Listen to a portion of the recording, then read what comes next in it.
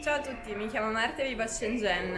Oggi vi porto con me in uno dei miei viaggi e visiteremo la provincia del Guizhou e in particolare i villaggi delle minoranze etniche Miao e Dong. Non vedo l'ora di scoprire questi posti insieme a voi, quindi siamo pronti per partire. 3, 2, 1, via!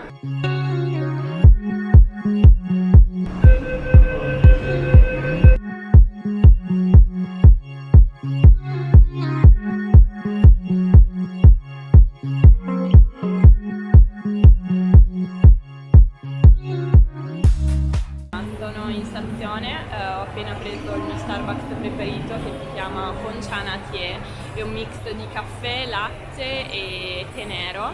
Non so in che quantità, però devo dire che il risultato è molto buono e risulta molto dolce, se non l'avete mai provato ve lo consiglio. Ma parliamo un attimo di come prenotare un viaggio in treno in Cina. Se vivete già in Cina, sicuramente già lo saprete, potete tranquillamente prenotare i vostri biglietti tramite app cinesi e per accedere alla stazione non avrete bisogno di alcun tipo di biglietto fisico, ma semplicemente del vostro passaporto. Una cosa a cui fare attenzione però è che le prenotazioni per i biglietti del treno in Cina aprono solamente 2 settimane prima della data del viaggio. Quindi se viaggiate in Cina, se pianificate un viaggio in date in cui sapete che ci sarà festa nazionale cinese, dovete fare molta attenzione perché di solito 2 settimane prima della data del viaggio alle 9 del mattino orario cinese si aprono le prenotazioni per questi biglietti e di solito soprattutto in periodi di festa quando si muove letteralmente 1,5 milioni di persone è molto difficile prenotarli e quindi vanno esauriti quasi subito. Invece se è la prima volta che viaggiate in Cina e però non siete con un gruppo ma volete organizzare un viaggio solamente on the road organizzato da voi, queste sono 2 cose a cui fare attenzione. Prima di tutto non potrete acquistare biglietti del treno tramite app cinesi, vi darà sempre errore, dovete assolutamente acquistarli tramite app internazionali. Per esempio vi consiglio Trip.com che è molto utile. Acquistato il biglietto però la prima volta che viaggerete dovrete comunque arrivare prima in stazione, andare al ticket counter e far vedere il vostro passaporto fisico. In questa maniera loro lo potranno effettivamente registrare e dalla volta dopo non avrete problemi, potete prenotare tramite app cinesi tranquillamente e vi erogheranno intanto un biglietto fisico che voi potete utilizzare per accedere alla stazione. Se invece siete già in Cina e volete prenotare un biglietto potete direttamente andare alla stazione e comprarlo direttamente in stazione. In quel caso non c'è nessun problema, avranno il vostro passaporto e vi erogheranno il biglietto normalmente.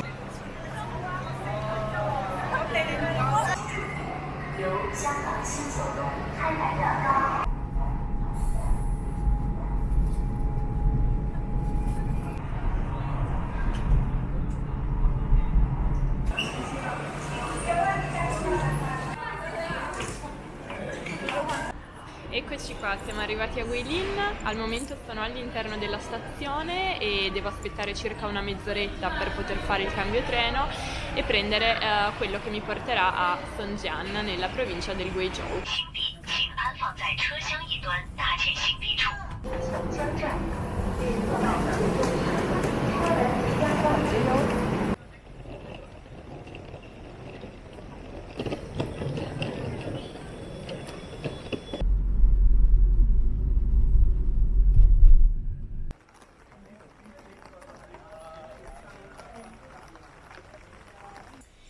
Eccomi qui, sono al Jiaoxin Dong Village, quindi nel villaggio della minoranza Dong. Ho appena fatto check-in nel mio hotel, a breve vi farò fare un room tour. Il tempo purtroppo non è dei migliori, piove, anche i proprietari dell'hotel mi hanno detto che qui sta piovendo circa da 2 giorni, ma il meteo è simile a quello di Shenzhen, quindi in realtà ero partita preparata. I proprietari sono stati molto molto carini perché hanno insistito per venirmi a prendere in stazione a Songjian. Dalla stazione più o meno per arrivare fino a qui ci è voluta mezz'oretta di macchina. In pratica hanno visto che la prenotazione aveva un nome straniero, quindi hanno immaginato che avrei avuto magari problemi a chiamare un taxi o a organizzarmi una macchina da sola per arrivare fino a qui e quindi sono venuti a prendermi. Ora ci troviamo proprio all'interno del villaggio, anche il mio hotel è dentro il villaggio e per accedere bisogna pagare un biglietto di 80 yuan, che sono più o meno circa 11-12 euro, e poi si può stare tutto il tempo che si vuole, quindi passerò anche la notte qui e si può girare. Adesso procediamo, vi faccio fare un breve room tour e poi vi dirò anche quanto ho pagato per questa stanza. Allora, la stanza è abbastanza grande, abbiamo prima di tutto questo bagno con la doccia molto spaziosa, tutto in legno, dopodiché c'è questo corridoietto e poi si prosegue verso la stanza che è molto molto carina e devo dire tutto super pulito. La cosa migliore però è la vista.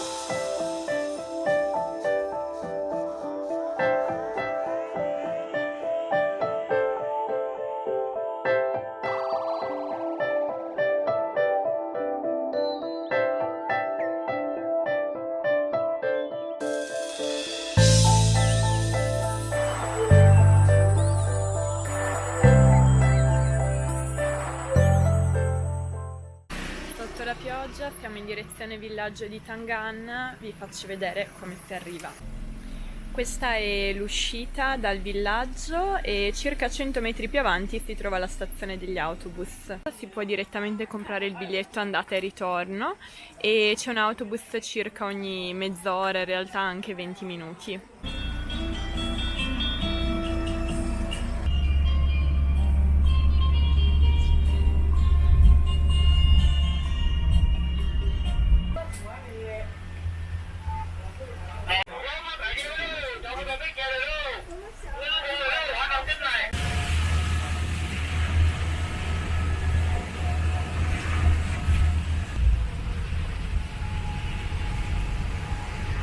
Eccomi qui, sono a Tangan Village.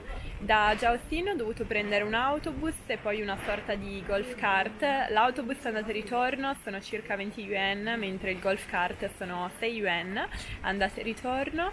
E si arriva in questo bellissimo villaggio. Purtroppo, come vedete dall'ombrello, sta piovendo tantissimo, però c'è una bellissima camminata nelle piantagioni di riso che merita davvero tanto.